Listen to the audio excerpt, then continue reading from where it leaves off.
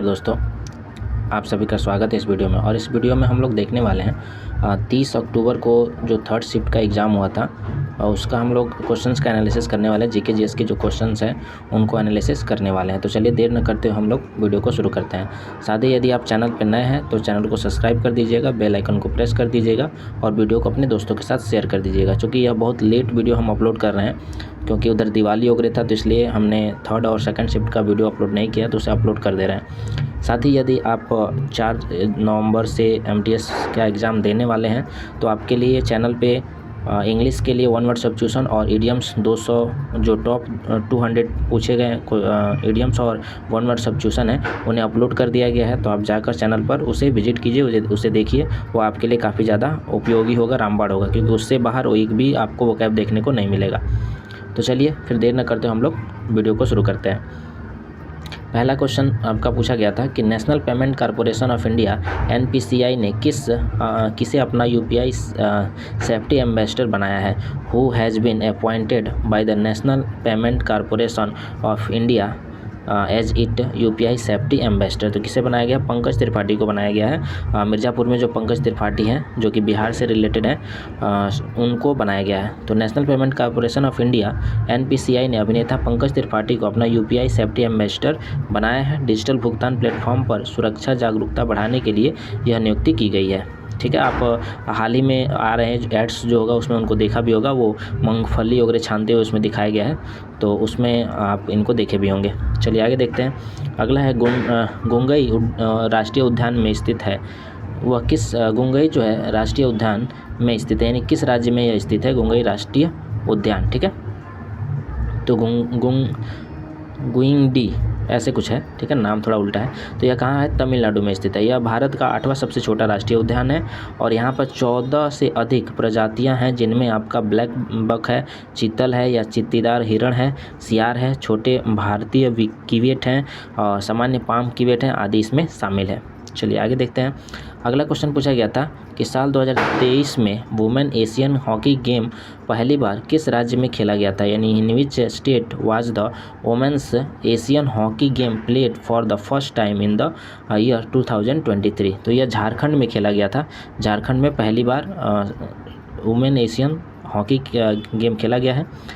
यह जो hockey game है झारखंड में खेला गया और यह टूर्नामेंट जो है उसका आयोजन झारखंड के रांची के Marang Gomke Jaipal Singh Munda astroturf of hockey stadium में खेला गया। इस टूर्नामेंट को Jharkhand Asian women's hockey champion trophy 2023 के नाम से भी जाना जाता है, क्योंकि इसमें भारत की जो महिला टीम थी उसने जापान को हराकर दूसरी बार स्वर्ण पदक अपने नाम किया था। चलिए आगे देखते हैं। अगला क्वेश्चन शायद कथकली से कुछ पूछा गया था, तो क्वेश्चन स्पष्ट नहीं हुआ। कथकली के बारे में हम बता देते हैं। कथकली जो है केरल का नृत्य है और यह जो है कुडियाट्टम संस्कृत नाटक परंपरा और अन्य प्राचीन मार्शल आर्ट प्रदर्शनों से संबंधित है, यानी कि मार्शल आर्ट इसमें दिखाए जाते हैं। अधिकांशतः कथकली जो है वो अच्छे पाठ और बुरे पाठ के बीच शाश्वत संघर्ष का एक भव्य प्रतिनिधित्व करता है। मतलब एक नाटक नृत्य है यह महाकाव्य और पुराणों में वर्णित कहानियों से अपने विषय को आकर्षित करता है, यानी कि इसमें महाभारत और अन्य जो महाकाव्य हैं उनसे संबंधित जो कहानियाँ हैं उन्हें दिखाई जाती है। चलिए आगे देखते हैं। अगला क्वेश्चन पूछा गया था कि पाम ऑयल का सबसे ज़्यादा निर्यात करने वाला देश कौन सा है। Which is the largest exporter of palm oil. तो इंडोनेशिया है। जो इंडोनेशिया चूँकि एक द्वीप राष्ट्र है, देश है, कंट्री है, तो वहाँ पे पाम ऑयल ज़्यादा होता है, तो वह सबसे ज़्यादा एक्सपोर्टर भी है, सबसे ज़्यादा एक्सपोर्ट करता है। और पाम ऑयल सबसे ज़्यादा निर्यात करने वाला जो देश है वो इंडोनेशिया है। साल 2022 में पाम ऑयल और उसके अंशों का दुनिया भर में निर्यात करने में इंडोनेशिया का योगदान जो था 51% था। वहीं मलेशिया जो है वो 31% है। मलेशिया का कितना था? 31% था। आगे देखें, भारत जो है पाम ऑयल का बड़ा आयातक देश है। यहाँ पे क्या किया जाता है? इंपोर्ट किया जाता है। साल 2022 में भारत ने पाम ऑयल पर 11.1 बिलियन डॉलर खर्च किया था, आयात किया था। भारत को पाम ऑयल मुख्य रूप से कहाँ से मिलता है? तो इंडोनेशिया से मिलता है, मलेशिया से मिलता है, थाईलैंड से मिलता है, सिंगापुर से मिलता है, पापुआ न्यू गिनी से मिलता है। ठीक है, चलिए आगे देखते हैं। अगला क्वेश्चन पूछा गया था कि भरतनाट्यम नृत्य के पुनरुद्धारक का श्रेय निम्नलिखित में से किस नृत्यांगना को दिया जाता है, यानी कि विच of the following dancer is credit with the revival of Bharatanatyam dance. तो रुक्मणी देवी अरुण डेला को जाना जाता है इसके पुनरुद्धारक के रूप में, भरतनाट्यम के पुनरुद्धारक के रूप में। वह जो भरतनाट्यम नृत्य शैली के पुनर्जागरण को उत्प्रेरित करने के लिए इन्हें जाना जाता है। उन्होंने मद्रास में कला क्षेत्र संगठन की स्थापना भी की थी। रुक्मणी देवी ने भारत के पशु कल्याण समिति की स्थापना में महत्वपूर्ण भूमिका भी निभाई थी और वह पहली महिला उसकी अध्यक्ष भी बनी थी। चलिए आगे देखते हैं। अगला क्वेश्चन पूछा गया था कि खिलाफत आंदोलन किसने शुरू किया था। तो खिलाफत आंदोलन किसने शुरू किया था, हु वाज स्टार्टेड द खिलाफत आंदोलन। तो खिलाफत आंदोलन जो है भारत में दो मुस्लिम भाइयों द्वारा शुरू किया गया था, जो मोहम्मद अली थे और शौकत अली थे। खिलाफत आंदोलन 1919 से 1924 तक होता है। प्रथम विश्व युद्ध के बाद वर्षों में भारतीय मुसलमानों द्वारा भारतीय राष्ट्रवाद से संबंध एक आंदोलन था। ये चूँकि जो आंदोलन था ये मुख्य रूप से किसके लिए था, तो प्रथम विश्व युद्ध में आपका ब्रिटिश ने क्या किया था, तुर्की के जो साम्राज्य था उसके टूटने के बाद वहाँ का जो खलीफा पद था उसे समाप्त कर दिया था, जिसको दोबारा जो पूरे विश्व में जो मुस्लिम थे वो दोबारा उसको मांग कर रहे थे कि वो उस पद को फिर से लगाया जाए और ब्रिटिश सरकार पर दबाव डाला जा रहा था। तो इसी को लेकर भारत में यह खिलाफत आंदोलन चल रहा था और यह दुनिया में कई जगह खिलाफत आंदोलन चल रहे थे, तो भारत में उसी के सपोर्ट में चल रहा था जिसको गांधी जी ने सपोर्ट किया था। चलिए आगे देखते हैं। अगला है मोहम्मद बिन तुगलक द्वारा 1342 ईस्वी में राजनयिक मिशन पर निम्नलिखित में से किसे चीन भेजा गया था, यानी who among the following was sent on a diplomatic mission to the China in 1342 by Mohammad bin Tughlaq. तो इब्न बतूता को भेजा गया था। इब्न बतूता दूसरा मोरक्को का यात्री था और यह भारत में आया था और भारत में मोहम्मद बिन तुगलक के दरबार में आया था, जिसे इसने काजी बनाया था और इसी को यह फिर कहाँ भेजा था, चाइना भेजा था। तो इब्न बतूता को चाइना में राजदूत के रूप में नियुक्त किया था। उसका लिखा हुआ जो उसने जो बुक लिखा, रिहला बुक लिखा, कौन लिखा, इब्न बतूता ने जो अपना यात्रा वृत्तांत लिखा है उसे रिहला के नाम से जाना जाता है। और हैन सांग ने जो लिखा है उसे किस नाम से जाना जाता है, तो उसे सियुकी के नाम से जाना जाता है। चलिए आगे देखते हैं। अगला क्वेश्चन है तितली और कमायनी के रचनाकार कौन है, यानी who is the author of the Kamayani and तितली। तो इसके जो रचनाकार हैं वो जयशंकर प्रसाद हैं। कमायनी हिंदी भाषा के एक महाकाव्य है। इसके रचयिता जो हैं जयशंकर प्रसाद हैं और यह आधुनिक छायावादी युग का सर्वोत्तम और प्रतिनिधि हिंदी महाकाव्य है। प्रसाद जी की यह अंतिम काव्य रचना थी जो 1936 में प्रकाशित हुई थी, परंतु इसका परिणयन जो था वो 7-8 वर्ष पूर्व ही हो गया था, मतलब इसको पढ़ा जाने लगा था। चिंता से प्रारंभ कर आनंद तक 15 सर्गों में इस महाकाव्य में मानव मन की विविध अंतर्वृत्तियों का क्रमिक उन्मिलित इस कौशल से किया गया है कि मानव सृष्टि के आदि से अब तक के जीवन के मनोवैज्ञानिक और सांस्कृतिक विकास का इतिहास स्पष्ट हो जाता है। इसमें एक तरह से कहें तो मानव मन के बारे में ज़्यादा डिस्कस किया गया, चर्चा किया गया। बहुत लोगों को ये कमायनी समझ में भी नहीं आती है क्योंकि बहुत ही क्लिष्ट भाषा लिखी गई है इसमें। चलिए आगे देखते हैं। अगला है निम्नलिखित में से किस देश में सिंगली का एक प्रमुख भाषा है, यानी कि सिंगली जो एक प्रमुख भाषा के रूप में बोली जाती है। In which of the following countries singly is a major language. तो कहाँ का है, श्रीलंका का है। श्रीलंका का यह एक भाषा है। सिंगली लोगों द्वारा मूल रूप से यह भाषा बोली जाती है। यह श्रीलंका की आबादी का लगभग 70% है, जो लगभग 13 मिलियन लोगों के बराबर है। यानी कि 70% लोग जो हैं वो सिंगली बोलते हैं, जो लगभग 13 मिलियन के बराबर है। सिंगली को दूसरी भाषा के रूप में द्वीप पर अन्य जाति समूहों के द्वारा भी बोला जाता है, जिससे यह श्रीलंका में सबसे ज़्यादा बोली जाने वाली भाषा है। यह श्रीलंकाई बौद्ध की धार्मिक भाषा पाली भाषा से बहुत ज़्यादा प्रभावित है, यानी कि पाली भाषा के शब्द इसमें देखने को मिलते हैं। स्वेटशर्ट ऑफ इंडिया सोसाइटी की स्थापना गोपाल कृष्ण गोखले और किसने की थी, यानी कि गोपाल कृष्ण गोखले के साथ और कौन इनके सहयोगी थे। तो servants of India society was founded by Gopal Krishna Gokhale and who ills. तो महादेव गोविंद रनाडे थे।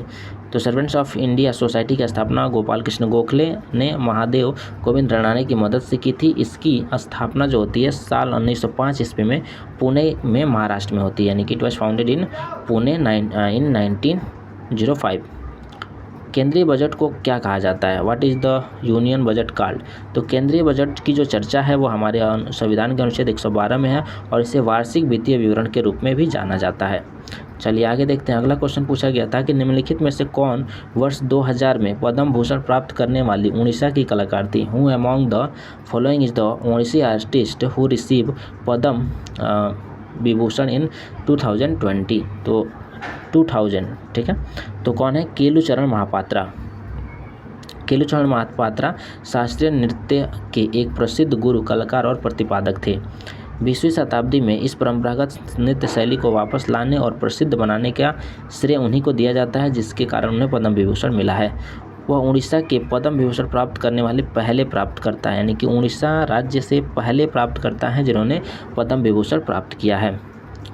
अगला क्वेश्चन था कि दही हांडी त्यौहार किस राज्य में मनाया जाता है? इन विच स्टेट द दही हांडी फेस्टिवल सेलिब्रेटेड? तो यह महाराष्ट्र में मनाया जाता है। और दही हांडी जो त्यौहार है भारत के महाराष्ट्र, गुजरात और गोवा में मनाए जाने वाला त्यौहार है। यह त्यौहार भगवान कृष्ण के जन्मोत्सव के रूप में मनाया जाता है। हर साल जन्माष्टमी के अगले दिन मनाया जाता है। यह त्यौहार भाद्रपद महीने में कृष्ण पक्ष की नवमी को मनाया जाता है, ठीक है। चलिए आगे देखते हैं। अगला क्वेश्चन पूछा गया था निम्नलिखित में से किस राज्य में सबसे अधिक जनसंख्या घनत्व है? विच of the following state has the highest population density? तो बिहार की जो डेंसिटी है वो बहुत ज़्यादा है। यहाँ पे कितने लोग रहते हैं? तो 1106 लोग प्रति वर्ग किलोमीटर स्क्वायर में रहते हैं। और वहीं अगर सबसे कम जनसंख्या घनत्व वाली राज्य की बात की जाए तो अरुणाचल प्रदेश है। वहाँ पर 17 लोग प्रति स्क्वायर किलोमीटर एरिया में रहते हैं। चलिए आगे देखते हैं। अगला क्वेश्चन पूछा गया था किस राज्य सरकार ने सितंबर 2022 में नई मुख्यमंत्री नाश्ता योजना शुरू की थी? Which state government launch the new chief minister breakfast scheme in September 2022? तो तमिलनाडु राज्य ने लॉन्च किया इसे। और यह कब लॉन्च हुआ है? तो 15 सितंबर 2022 को लॉन्च हुआ था। इस योजना में क्या किया जा रहा था? तो सरकारी स्कूल में पढ़ने वाले जो 1 से 5वीं तक के बच्चे थे प्राथमिक विद्यालय के, उन्हें नाश्ता उपलब्ध कराया जा रहा था प्रत्येक दिन। इस योजना को शुरुआत करने का जो श्रेय है वो वहाँ के मुख्यमंत्री M.K. स्टैलिन को दी जाती है। M.K. स्टैलिन ने इसे शुरू किया था। चलिए आगे देखते हैं। अगला क्वेश्चन पूछा गया था कि टमाटर सॉस बनाने में कौन सा रसायन का उपयोग किया जाता है? Which chemical is used in making tomato sauce? ये बनाने में था या फिर संरक्षित करने में, ये क्लियर नहीं हो पाया है। चूँकि जो टमाटर सॉस बनाया जाता है उसमें सोडियम बेंजोएट का उपयोग किया जाता है। सोडियम बेंजोएट जो होता है वो क्या करता है? इस खाद्य पदार्थ को सड़ने से रोकता है, इसे संरक्षित रखता है। तो इसलिए इसका उपयोग किया जाता है ताकि ज़्यादा दिन तक वह उपयोग किया जा सके।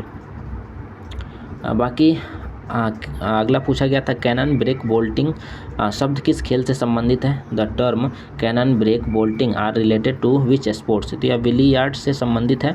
बाकी यहाँ पे आप देख सकते हैं खेल से संबंधित क्वेश्चन पूछे जा रहे हैं, तो यहाँ पे आपको खेल से सभी जो शब्द हैं वो दे दिए गए हैं। बेसबॉल से किसका प्रयोग किया जाता है? Base, beating, battery, catcher, diamond, home, infield, hitter, outfield, pull out, pitch, pitcher, plate, strike, shot, stop, throw, perfect game, home run, base runner. तो ये सब ऐसे आपके दे दिए गए हैं। यहाँ पे आपको जब PDF मिलेगा, आप जब हमारे टेलीग्राम ग्रुप से ज्वाइन हो जाइएगा। हाँ देखिए, एक ज़रूरी सूचना ये भी है कि आप टेलीग्राम ग्रुप से हमारे ज्वाइन हो जाइए। वहाँ पे आपको सभी PDF भेज दिए गए हैं, सब PDF आपको वहाँ पे मिल जाएगा। तो डिस्क्रिप्शन बॉक्स में लिंक दिया गया है, वहाँ से आप क्या कीजिए, हमारे टेलीग्राम ग्रुप से जुड़ जाइए। उसमें आपको ये PDF मिल जाएगा और वहाँ पर आप इसे पढ़ लीजिएगा, ठीक है। वैसे चलिए बता भी देते हैं, हम एक बार बोल देते हैं ताकि आपको याद हो जाए। बैडमिंटन से अगर कहा जाए तो back hand low, angled drive serve, deuce, bird, double group, flip serve, fault, overhead, smalls, lob, let, lob all, smash, net shot, rush, ये सभी किससे संबंधित है? बैडमिंटन से संबंधित है। बास्केटबॉल की बात की जाए तो basket, dribbling, ball, blocking, held ball, free throw, jump ball, holding, pivot, multiple throw, ये सभी बास्केटबॉल से संबंधित है। और बिलियर्ड से आपको बता दिए हैं। बिलियर्ड से अगर देखा जाए तो cannon break bolting, ball line, long jenny, jigger, in off, shot off, catch, pot, screw back और स्ट्राइक, ये सब किससे हैं? बिलियर्ड से संबंधित है। ब्रिज से बात की जाए तो कट, बीड, नीलामी, चिकन, फाइनेस, डबल, ये तो वैसे पूछता नहीं है, ये हटाइए। क्रिकेट का देखिए, क्रिकेट से bowling, kale, aces, boundary, crease, chinaman, catch, cover drive, fine leg, duck, doosra Duckworth Lewis नियम, googly, full toss, follow on, guarding inswinger, hat trick, gully, hit wicket, leg glance, leg break, LBW, leg bye, maiden over, off break, late cut, no ball, out, over, on drive, outswinger, over pitch, rubber, अनिवार्य, over, popping crease, silly point, run out, short pitch, run out, stone bowling, स्टॉम्प्ड, square leg, straight drive, slip, third man, spin, yorker, short leg और swing. ये सब किससे संबंधित है? Cricket से संबंधित है।